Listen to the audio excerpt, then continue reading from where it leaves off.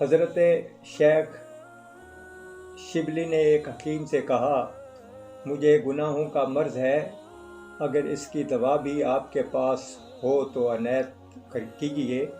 یہاں یہ باتیں ہو رہی تھیں اور سامنے میدان میں ایک شخص تنکے چننے میں مصروف تھا۔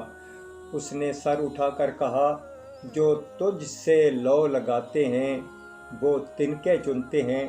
شبلی، یہاں آؤ، میں اس کی دوا بتاتا ہوں۔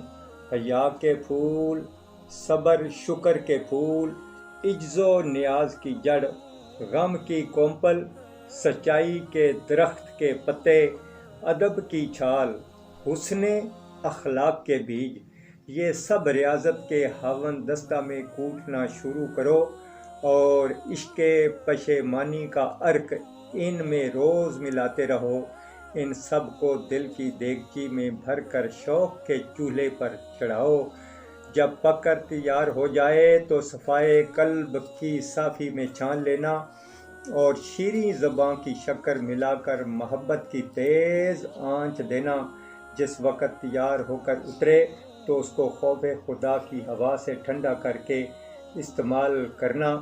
حضرت شیخ شبلی نے نگاہ اٹھا کر دیکھا تو وہ دیوانہ غائب ہو چکا تھا۔ وہ جو بیچتے تھے دوائے دل، وہ دکان اپنی بڑھا گئے۔